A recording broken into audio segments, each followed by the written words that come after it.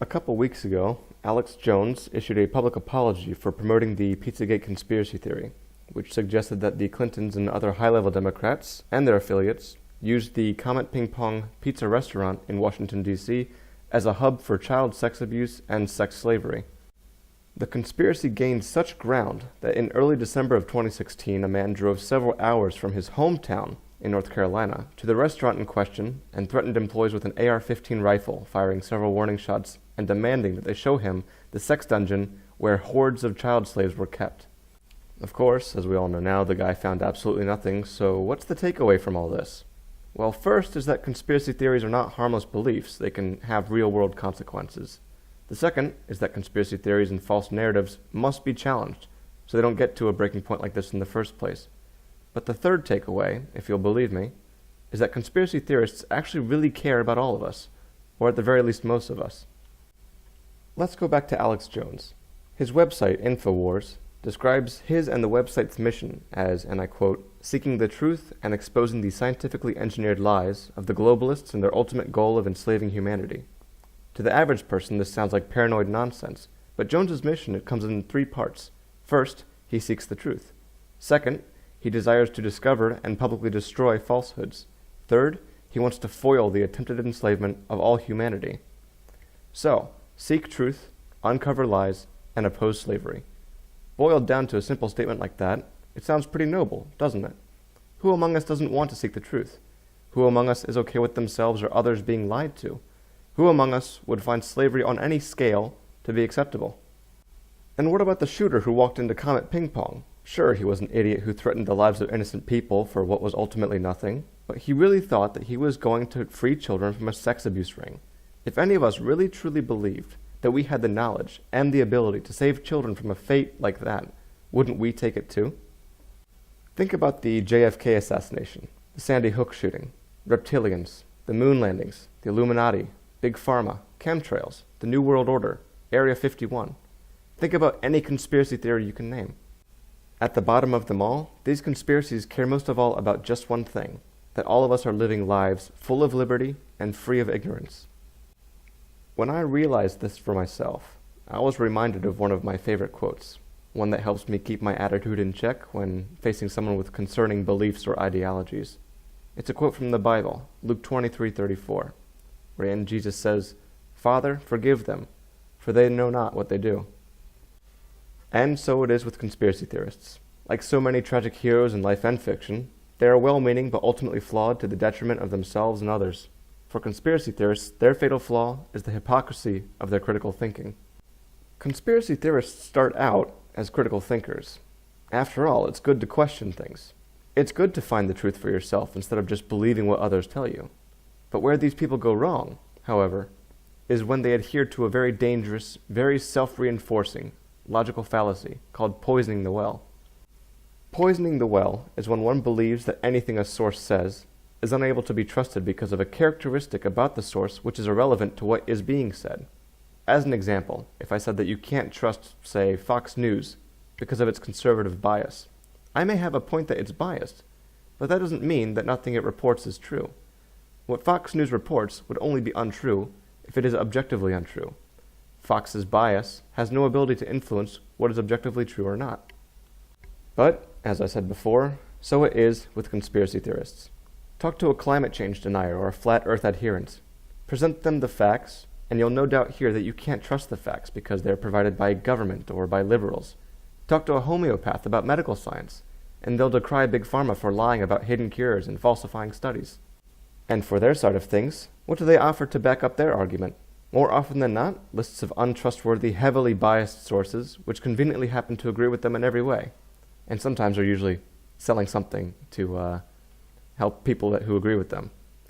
These sources are usually held completely unaccountable to any investigative standard, and they excuse themselves by claiming that they are on the cutting edge or far ahead of conventional sources, or that the information that they have is nothing new to the mainstream media, but the mainstream media just chooses to hide it to maintain the status quo. And the voices of authority which conspiracy theorists tend to listen to are often self-proclaimed experts, and those are also often discredited by their peers in their respective fields. Unfortunately, these so-called experts poison the well even further to defend themselves against skeptics. They say, my peers discredited me because I'm telling the truth and they want to hide it.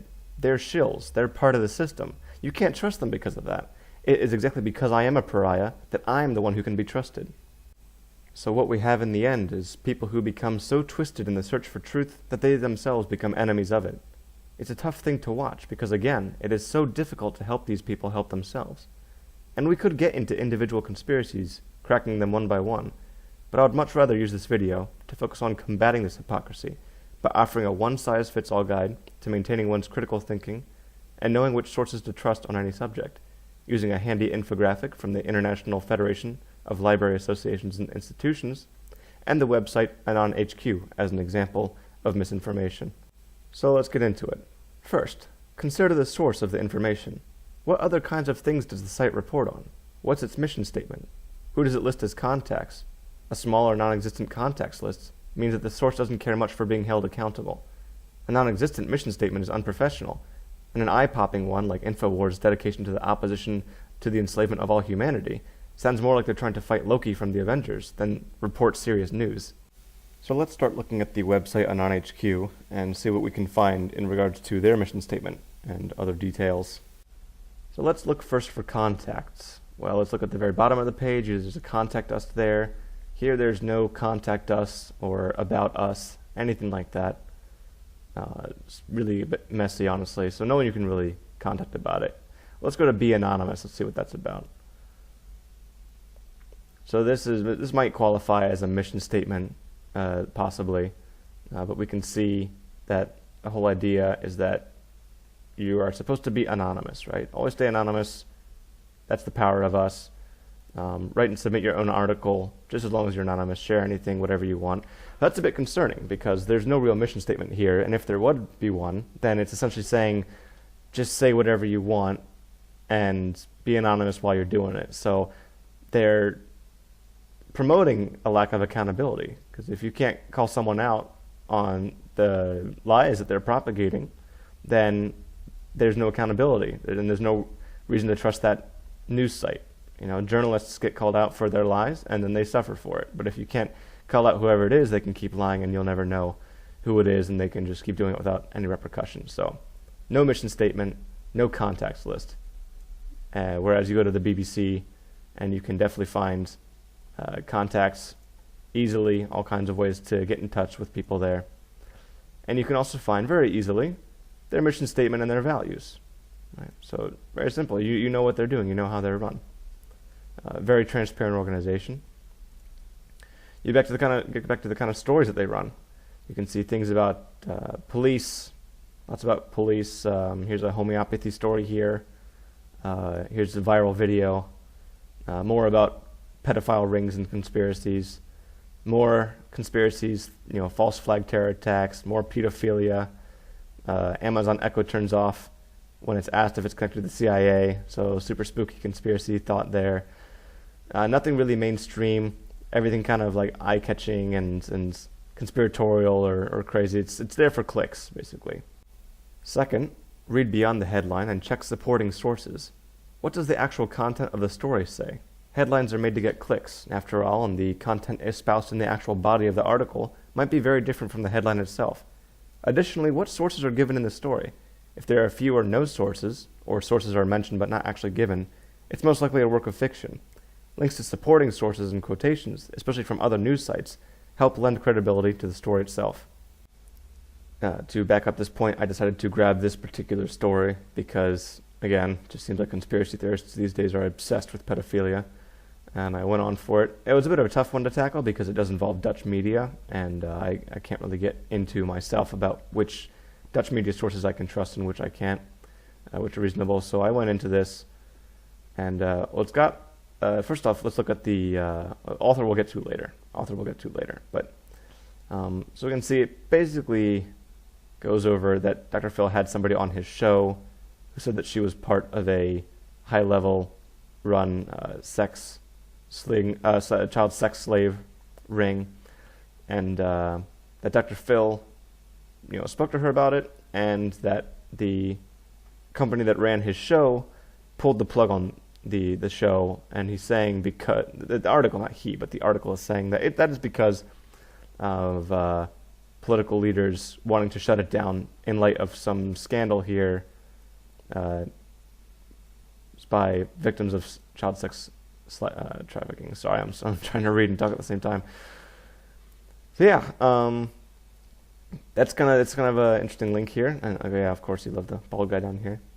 So yeah, it's a bit of a conspiratorial thinking. It's like, oh, Dr. Phil talked about child sex slavery, so now they're going to shut him down. It says even here, the timing couldn't be any more suspicious. My goodness. Well, we all love suspicion, don't we? Because suspicion means fact. So you can go into the sources. You can look into it. I'll just open some and go through. Yeah, that one. These are from the same, I believe the same. Yeah, they're the same source. I can tell in that lower left-hand corner here. So we see, all right, True Activists is one site that's quoted. And if you look into this, I don't think it even has like a contact us page as well. Now it does have a contact us page. That's wonderful. And a mission statement. Imagine that.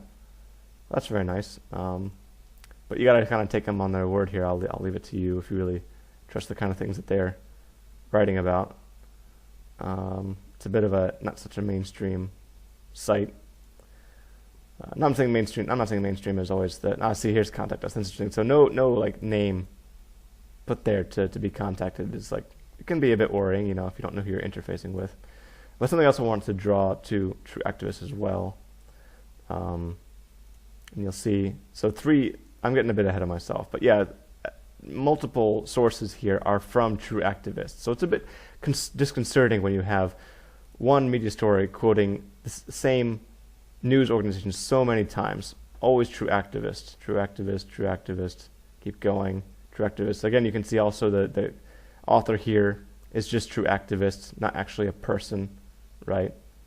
So how much can you really trust it? How much can you really go for that? And so here's okay, no thanks. Whatever. Yeah, cookies, I get it. But here's a Dutch site, so it links to a Dutch site, which we could translate, and it's just taking a long time, so I'm going to skip on it. But yeah, so like a very limited number of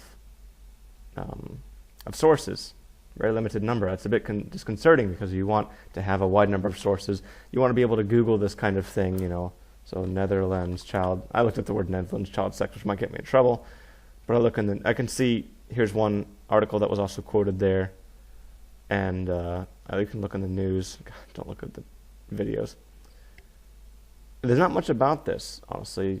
There's not much about this particular case, which I'm a bit surprised about. I'm not saying the case isn't happening, but I mean, to me, shouldn't a case like this involving a former mayor, a former minister, and these kind of people, shouldn't that be much bigger news? I would figure that I'd at least catch a couple mainstream sources. So it's worth wondering why seems like such small news. Maybe I don't know enough about the situation. Yeah, so that's a problem with the sources. You can see there are only a few sources, and there's really not much to say that, to make any connection. I mean, it doesn't say there's a direct connection, obviously, but it's trying to suggest it. Even here it says it's just a big suggestion. It's pretty suspicious, isn't it? Articles like that are obviously pretty biased. I mean, take what they're saying with a grain of salt. Third, check the author. These days, anyone can write a story online and call it news. Who is the person writing? Are they an expert in their field or just a hobbyist? Are they even a real person, or is it a fake identity being used? All right, so let's check the author for this particular piece of writing. So we see it was posted by HQ Anon. If we go to check what they have about them, so they made a lot of posts, made some comments, but no picture, no person. It's all anonymous, of course, because that's what Anonymous does. They just post things anonymously, so they have no reliability in that sense, because they're not held to any standard. But this actually seems to be more of a quoted article, so they actually did give a name here by somebody.